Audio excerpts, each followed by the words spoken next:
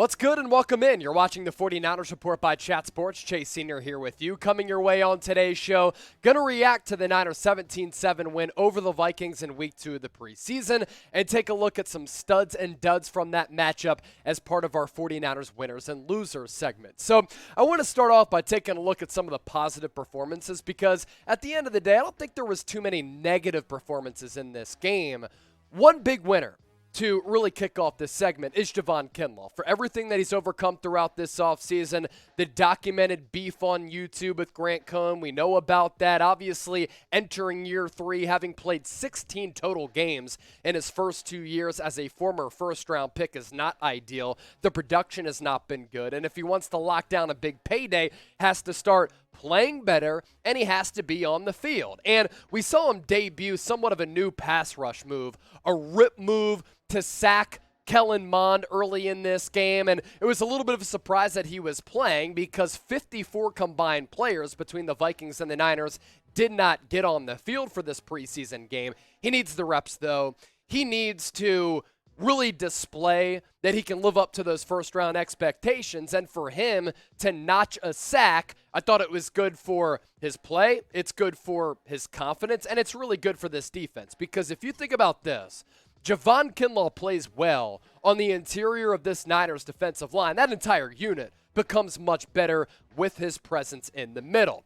More winners and losers coming your way right here on the show, but first, which player won the night against the Minnesota Vikings? So translation, the biggest winner from this matchup, let me know in the comment section right now.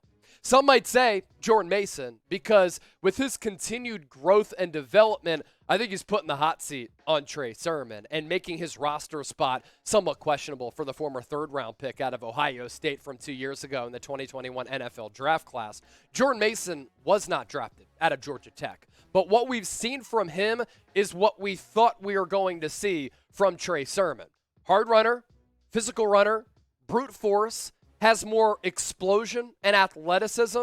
When he sees the hole, he hits it, doesn't wait in the backfield. Jordan Mason is making a run at cracking this Niners 53-man roster. And if you ask me today, from a football operation standpoint, if I'm Kyle Shanahan and I want to have one running back on this team, is it Jordan Mason or Trey Sermon? First 2 preseason games, and with how they've played and performed so far throughout training camp, I'm going with the rookie UDFA out of Georgia Tech, a guy who his college coach, Jeff Collins, said at Georgia Tech reminds him a lot of Marshawn Lynch.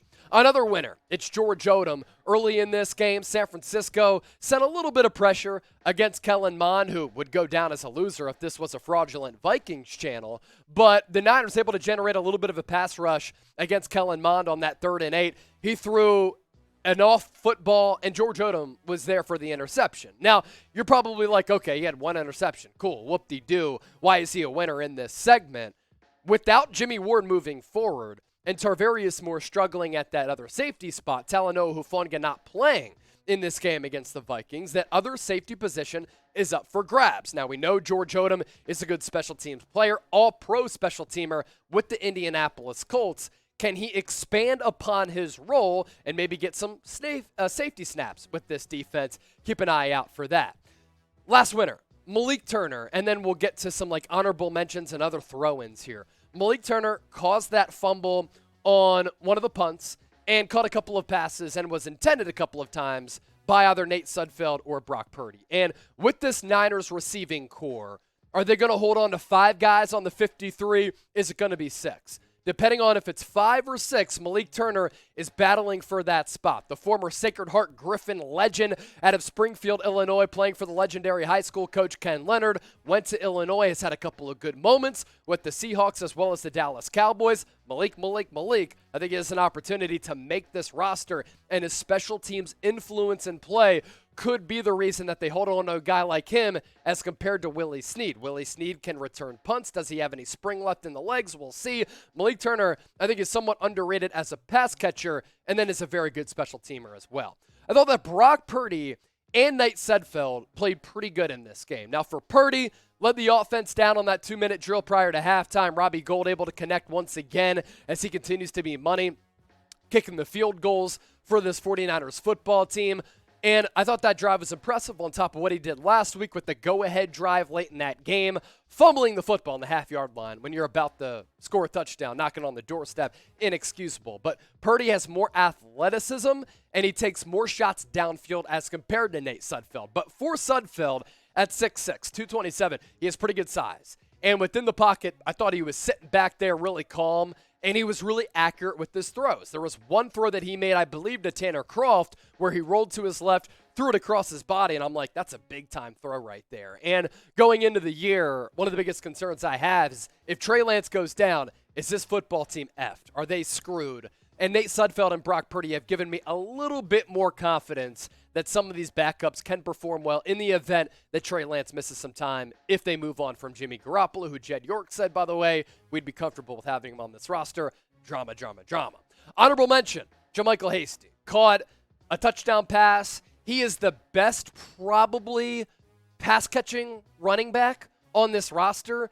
The play of him, the play of Jordan Mason, maybe has Trey Sermon on the outside looking in. If Trey Sermon were to get cut, you only get hit with like $1 million in dead salary cap. If he's not good, he's not good. Move on from him and just cut the fat.